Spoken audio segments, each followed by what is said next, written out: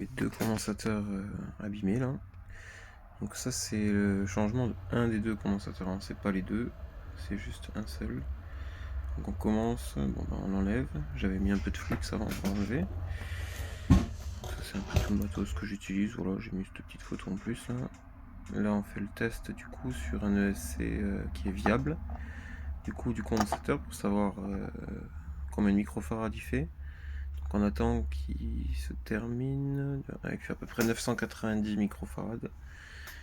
Voilà, il va monter encore un peu, 991, peut-être 992. Il va falloir le chercher dans le petit bouquin qu'il y a juste derrière. Là, voilà.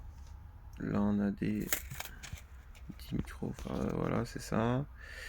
Donc là c'est plus ou moins 10%, hein. On est plus ou moins à 1000, donc on prend celui-là.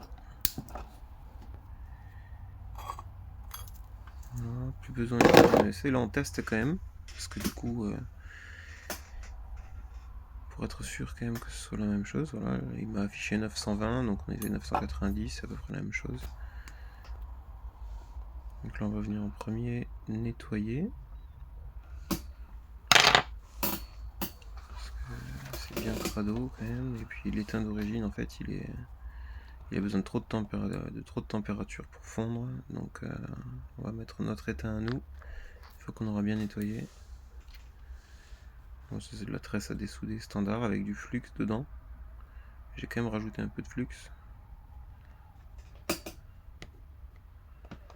Voilà. Donc là on utilise de l'isopropanol, on nettoie un petit peu tout le bordel.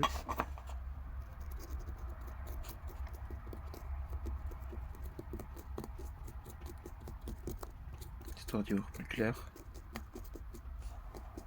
On voit que le coton-tige il est bien crado d'ailleurs.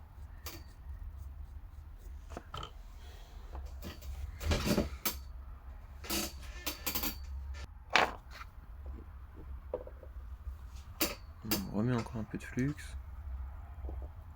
histoire que ça chope bien les petits pads. Parce qu'on dirait pas, mais c'est quand même assez minuscule. On le voit de toute façon par rapport à mon doigt à côté, hein. Yes, nickel, juste dessus.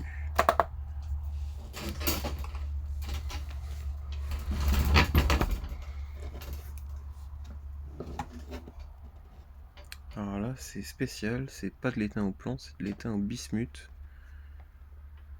Bon, ça fond en fait à une température encore inférieure au plomb. Donc c'est pas mal pour les petits condos là. Et puis normalement, le SC il monte pas à 300 degrés, hein.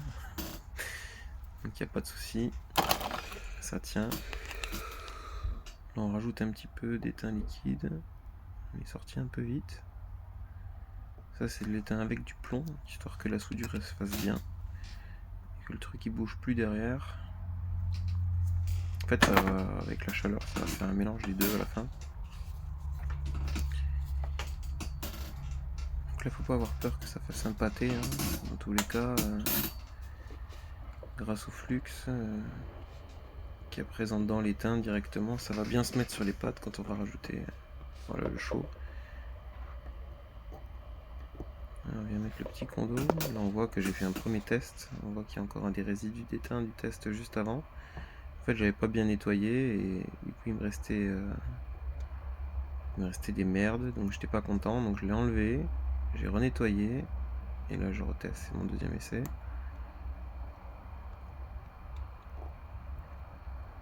Voilà, tout à l'heure en fait il était un petit peu trop d'étain en fait du côté de la puce, hein. Du coup il était pas bien collé sur la plaque, donc j'étais pas content. Voilà. Et on a vu que la réaction elle s'est faite. On voit pas très bien avec le téléphone, mais si on le repasse au ralenti on le voit bien. On attend un peu que ça refroidisse 2 secondes parce que si on essaye direct forcément il va se barrer le truc. Avec mon doigt j'ai touché, c'est plus trop chaud.